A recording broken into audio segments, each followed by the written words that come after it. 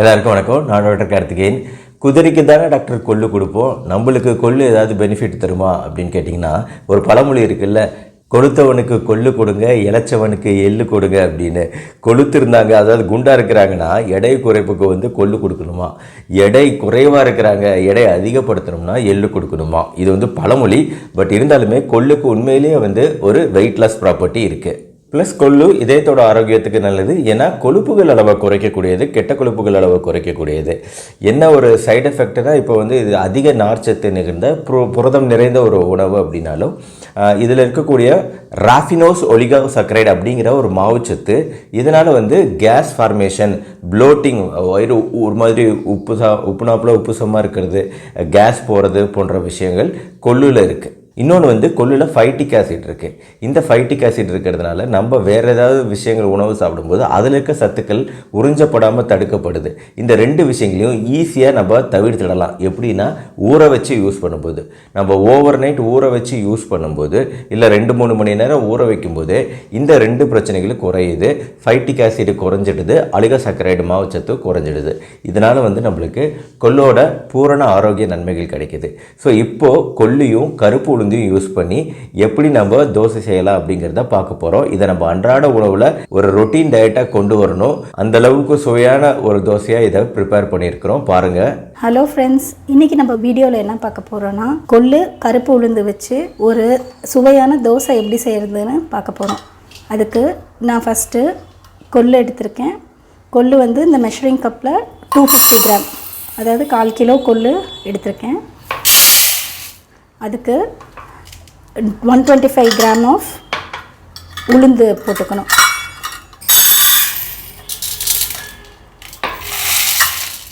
அப்புறம் நம்ம இட்லி மாவுக்கு யூஸ் பண்ணுறோம் இல்லைங்களா, இட்லி அரிசி, அது ஒரு 250 கிராம்.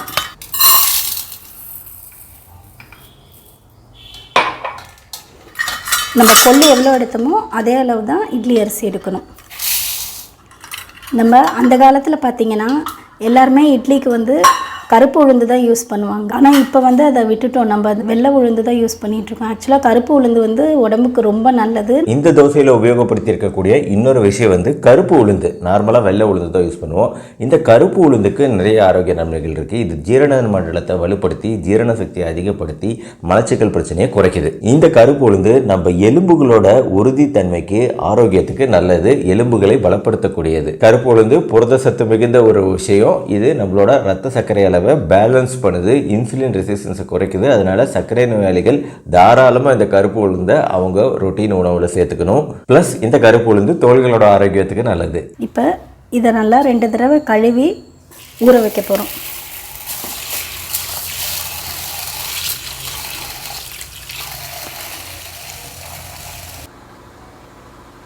இப்போ இதை 2 டைம்ஸ் வாஷ் பண்ணி வச்சுருக்கேன். இதில் நம்ம 6 வரமிளகாய் நான் இதில் ஆட் பண்ணிக்க போகிறேன்.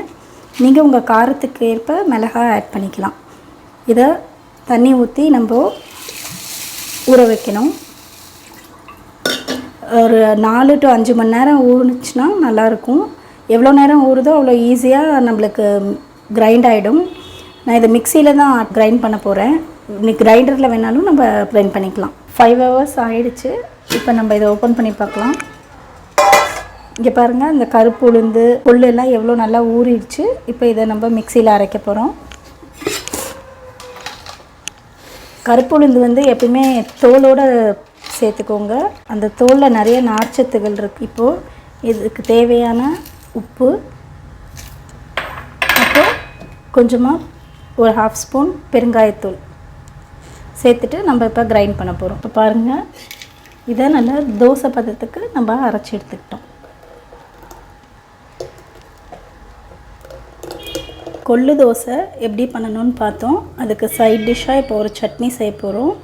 அது வாழைத்தண்டை வச்சு ஒரு சட்னி செய்ய போகிறோம். அதுக்கு இந்த சைஸில் வாழைத்தண்டு 1 எடுத்திருக்கேன், 150 கிராம் சின்ன வெங்காயம், அப்புறம் 6 to 7 தக்காளி, தேங்காய், வரமிளகாய். இப்போ வாங்க சட்னி எப்படி செய்கிறதுன்னு பார்க்கலாம். இப்போது சட்னி செய்ய ஆரம்பிக்கலாம். அதுக்கு ஒரு பேன் ஹீட் பண்ணியாச்சு. அதில் 1 ஸ்பூன் ஆஃப் ஆயில் ஆட் பண்ணிக்கணும்.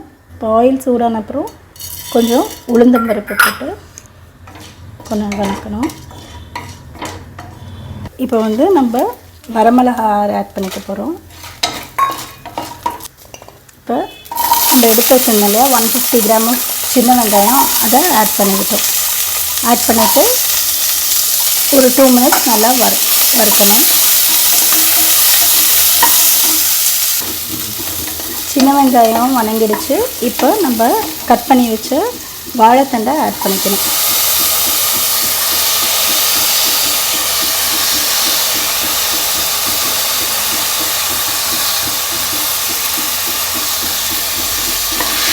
அதையும் நல்லா ஒரு 5 மினிட்ஸ்க்கு சிம்மில் மீடியம் ஃப்ளேமில் வச்சு 5 மினிட்ஸ்க்கு நம்ம வணக்கணும். இப்போ இதை சிம்மில் வச்சு நம்ம 10 மினிட்ஸ்க்கு வேக விட போகிறோம். மூடி போட்டு வேக விட்டுடலாம். 10 மினிட்ஸ் ஆகிடுச்சு. பாருங்கள், இந்த வாழைத்தண்டு வந்து நல்லா வெந்துருச்சு. இதை ஜஸ்ட்டு நீங்கள் கையில் எடுத்து பண்ணிங்கனாலே நல்லா வெந்தது தெரிஞ்சிடும். அதுக்கப்புறமா நம்ம கட் பண்ணி வச்சுருக்க தக்காளியை ஆட் பண்ணிக்க போகிறோம்.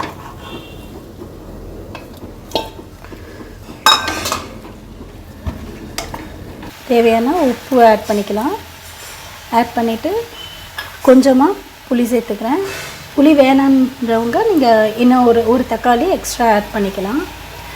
வாழைத்தண்டு வந்து 10 மினிட்ஸ் உங்களுக்கு வேக லேட் ஆகுது அப்படின்னு ஃபீல் பண்ணிங்கன்னா வாழைத்தண்டை வந்து இந்த மாதிரி கட் பண்ணி போட்டு குக்கரில் வந்து ஒரு விசில் விட்டுட்டு அதுக்கப்புறம் இந்த வெங்காயம் வணக்கினப்புறம் ஆட் பண்ணிக்கலாம். சப்போஸ் நம்ம ஸ்கூலுக்கெலாம் செய்யும்போது நம்மளுக்கு டைம் இருக்காது இல்லையா, அந்த டைமில் அந்த மாதிரி பண்ணிக்கலாம். பட் இந்த மாதிரி டைரெக்டாக நம்ம வணக்கும் போது தான் அதனோட டேஸ்ட் வந்து நல்லாயிருக்கும். தக்காளி லைட்டாக வணங்கின பிறகு ஒரு கொத்து கருவேப்பிலை நம்ம இதில் ஆட் பண்ணிக்க போகிறோம். கருவேப்பிலை வந்து நல்லது நம்மளுக்கு, அதனால் எந்த வகையிலலாம் முடியுமோ அதிலலாம் நம்ம கருவேப்பிலை ஆட் பண்ணிக்கிறது நல்லது.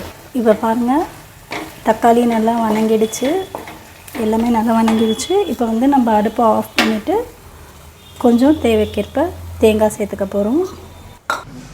அவ்வளோதான். இதை ஆற விட்டுட்டு அரைச்சோம்னா நம்மளுக்கு சட்னி ரெடி ஆகிடும்.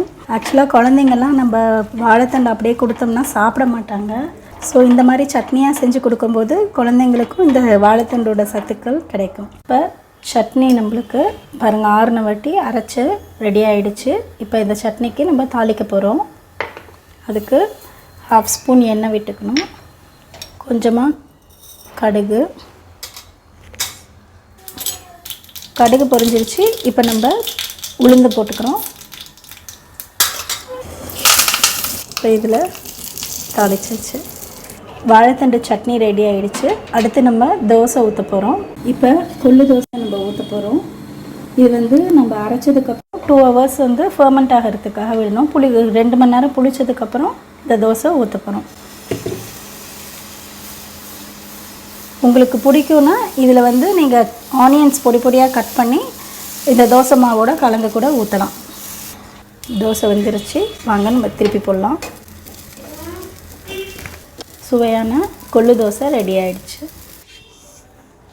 கருப்பு உளுந்து கொள்ளு தோசை வித் வாழைத்தண்டு சட்னி அண்ட் தேங்காய் சட்னியோடு சமைச்சி சாப்பிட்டு பாருங்கள். ரொம்ப சுவையாகவும் ஆரோக்கியமானதாகவும் இருக்கும். தேங்க்யூ. ஸோ இந்த கருப்பு உளுந்து ப்ளஸ் கொள்ளு காம்பினேஷனில் நம்மளுக்கு பல்வேறு ஆரோக்கிய நன்மைகள் கிடைக்குங்கிறத ஞாபகம் வச்சுக்கோங்க. கண்டிப்பாக வந்து இந்த தோசையை வந்து எல்லாருக்குமே செஞ்சு கொடுங்க. சர்க்கரை நோயாளிகள் சாப்பிட்லாம், ஆனால் 2 தோசை சாப்பிடலாம், ரொம்ப அதிகமாக சாப்பிடக்கூடாது.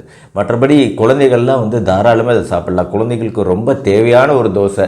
இப்போ வந்து அவங்களுக்கு டேஸ்ட்டாகவும் இருக்கணும், சத்து மிகுந்ததாகவும் இருக்கணுங்கிறத ஞாபகம் வச்சுக்கோங்க. எப்போ பார்த்தாலும் ஒரே விஷயத்தை செய்யாமல் இந்த மாதிரி டிஃப்ரென்ஸை உங்கள் உணவு முறையில் கொண்டு வாங்க. வெரைட்டியை இந்த வெரைட்டி கொண்டு வரும்போது அவங்க ஆரோக்கியம், எதிர்ப்பு சக்தி கூடும், பெரியவங்களுக்குமே எதிர்ப்பு சக்தி கூடும், ஆரோக்கியம் நல்லாயிருக்கும். ஸோ இதே மாதிரி ஹெல்த்தியான ரெசிபீஸ் நம்ம சேனலில் நிறைய வரப்போகுது. ஸோ அதனால் தொடர்ந்து இந்த சேனலை ஃபாலோ பண்ணுங்கள், லைக் பண்ணுங்கள், சப்ஸ்கிரைப் பண்ணுங்கள். உங்களுக்கு என்ன டவுட் இருந்தாலும் கமெண்ட் பண்ணுங்கள். இந்த ரெசிபியை பொறுத்த வரைக்கும் ரிப்ளை பண்ணுறோம். மறுபடியும் அடுத்த வீடியோவில் மீட் பண்ணுவோம். Until then good bye from doctor Karthikeyan. நன்றி, வணக்கம்.